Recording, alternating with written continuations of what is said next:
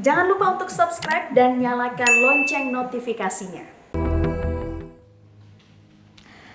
Pemirsa, data BNPB yang dihimpun dari seluruh Badan Penanggulangan Bencana Daerah hingga bulan Agustus kemarin sepanjang tahun 2022 telah terjadi 2.363 kejadian bencana, tepatnya bencana hidrometeorologi yang tetap masih mendominasi, yaitu mencapai 93%. Dan di sini bisa kita lihat pemirsa, ini rinciannya banjir terjadi dengan 929 kejadian. Lalu terjadi juga ini bencana-bencana lainnya, tetapi tetap saja bencana hidrometeorologi mendominasi.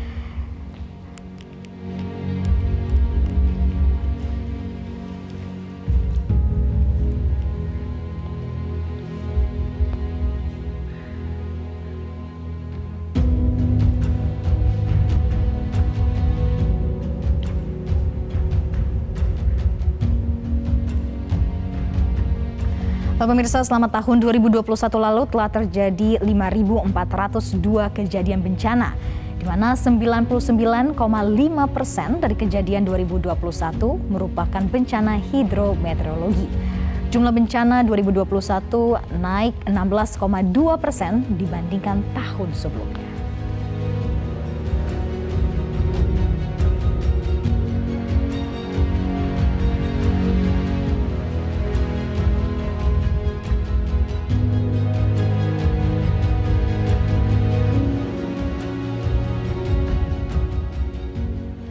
Pemirsa, ada kecenderungan angka kejadian bencana bertambah dari tahun ke tahun dan bencana hidrometeorologi selalu mendominasi bencana-bencana yang terjadi di tanah air. Dan tidak sedikit juga memakan korban jiwa.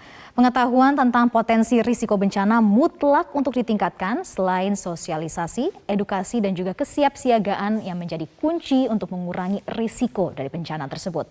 Lalu seperti apa fenomena yang terjadi saat ini dan mengapa curah hujan masih tinggi saat tanah air seharusnya sudah memasuki musim kemarau? Sudah hadir di studio Metro TV Dodo Gunawan, Kepala Pusat Informasi Perubahan Iklim BMKG. Selamat pagi Pak Dodo, terima kasih sudah hadir di studio Selamat Pagi Indonesia.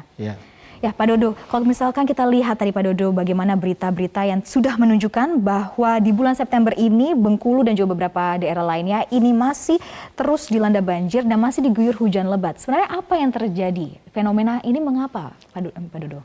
Ya, jadi secara musim saat ini sebenarnya periode musim kemarau.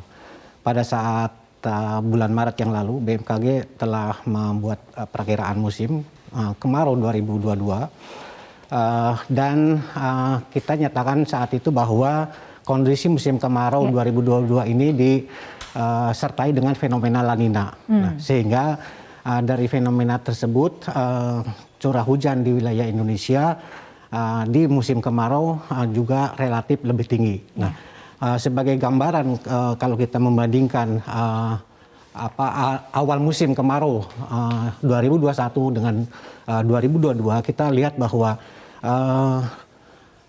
musim kemarau di 2021 itu di April misalnya itu sudah masuk datanya ya Pak Dodo ya. Seperti yang ini. Nah, sementara di 2022 ini yang baru memasuki musim kemarau hanya 21. Artinya memang dari sejumlah wilayah musim di Indonesia itu di 2022 relatif dia masih basah. Nah, ini yang sebagai dampak atau pengaruh fenomena La Nina.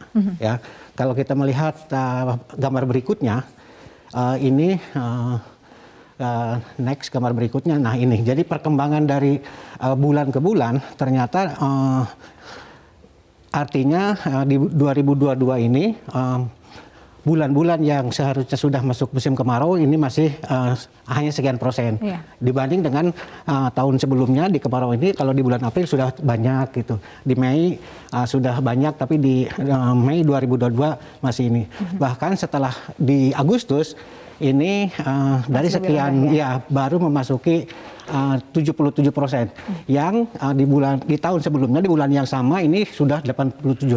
Artinya sisa dari daerah-daerah tersebut itu masih hujan. Oke. Nah, yang menjadi penyebab terutama perubahan dan perbedaan ini apa sebenarnya Pak Dodo? Ya, jadi ini variabilitas ya dari kondisi dari musim ke musim.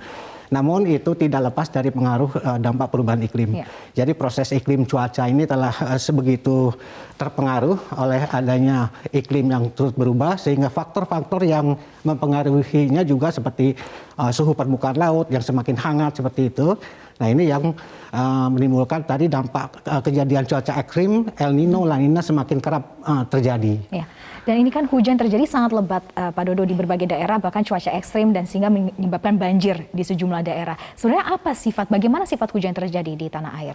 Iya, jadi dari 3 tahun terakhir ini kita memang dipengaruhi oleh fenomena La Nina ini. Ya. Sehingga memang walaupun tentu dengan tingkat intensitas yang berbeda, tapi seluruhnya itu ada pengaruh La Nina. Sehingga ini misalnya sifat hujan ya di bulan Juni, Juli, Agustus, artinya itu periode musim kemarau 2021 dengan Juni, Juli, Agustus periode yang sama di 2022. Ya. Terlihat bahwa itu lebih hijau, artinya lebih banyak hujannya. Ya, ini dibanding dengan di atas normal berarti ya. Betul. Jadi yang hijau itu di sini juga yang hijau atas normal, tapi sebaran wilayahnya lebih banyak di yang 2022. Ya. Artinya tingkat kebasahan dari musim kemarau ini Juni, Juli, Agustus itu lebih banyak di 2022. Oke. Nah ini ada pengaruhnya juga tidak Pak Dodo? Sebenarnya lokasi geografis Indonesia sebagai negara sendiri dengan fenomena La Nina yang terjadi tadi.